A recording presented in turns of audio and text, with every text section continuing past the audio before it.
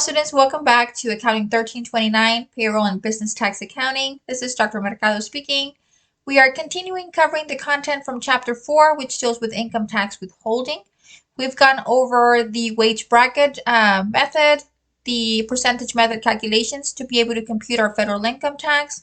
We've completed a payroll register.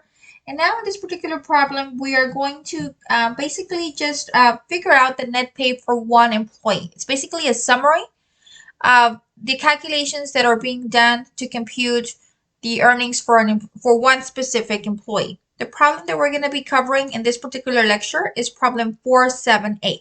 Okay? So, in this particular problem, we have Julie Whitewheeler, who makes $930 this week. Only Social Security is fully taxable, and federal income tax attaches to her pay. Whitewheeler contributes $100 each week to her company's 401k plan and has $25 put into her health savings account. This is non-qualified each week. Her employer matches this $25 each week. Based on the information provided, we have to determine Whitewheeler's take-home pay if she is single, and we use the wage bracket method. Okay, so we are assuming that the only taxes that we're going to deduct are the Social Security taxes. Okay, they don't have any state income tax or city income tax associated in this specific problem. But we know for sure that every employee is liable for OASDI and for HI.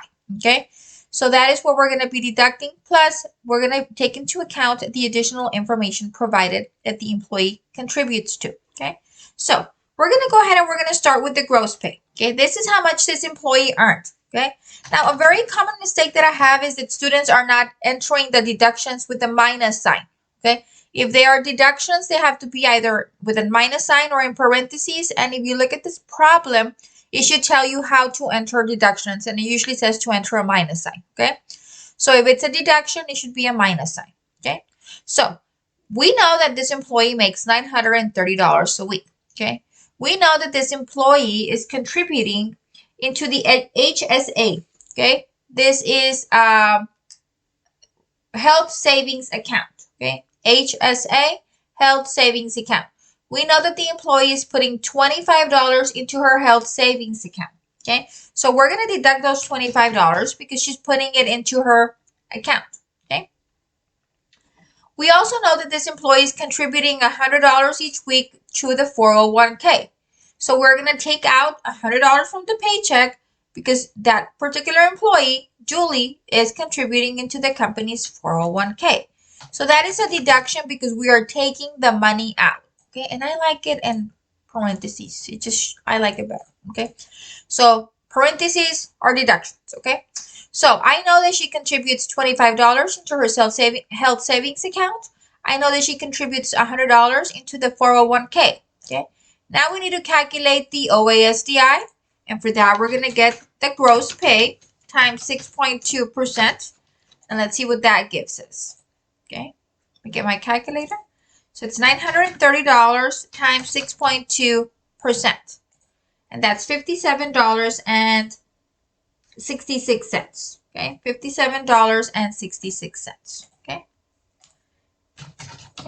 So that is the deduction for OASDI tax. For HI tax, I know it's $930 times 1.45%. Okay. So that's going to be $930 times 1.45%, and that gives me 13.485. That is rounded up to 13.49. Okay, 1349. Now this is the tricky part: federal income tax. Okay, if we look at your textbook on section 4.2, it talks about tax deferred retirement account. Okay. And it basically states that these types of accounts allow employees to contribute amounts from their wages into their retirement account. Okay, these contributions reduce the amount of the employee's wages that are subject to federal income tax. Okay, these tax deferred plans set limits on the amounts that the employees can contribute tax-free. Okay, these payments are not going to be taxed at this point in time. These payments are going to be taxed when the person reaches retirement age. Okay, so once they start receiving the payments from their retirement, then the employees are going to be subject to federal income tax at that point. And the advantage of the tax deferred retirement account is basically that the taxpayer is going to be in a lower tax bracket when that income is actually taxed. Okay, and the amounts that are that we're basically excluding, these amounts are not taxable for federal income tax purposes, include any contributions into a 401k plan, a section 403b plan, a section 457b plan, or simple plans. Okay, so if an employee contributes to any of these retirement plans, that amount of the contribution is not taxed for federal income tax purposes at this point in time.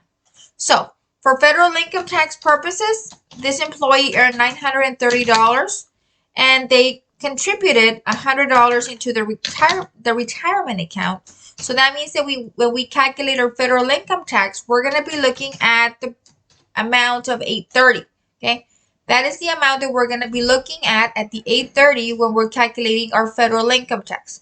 That is our gross pay less that 401k contribution. Okay, so now that I know that, it says here that Julie is single.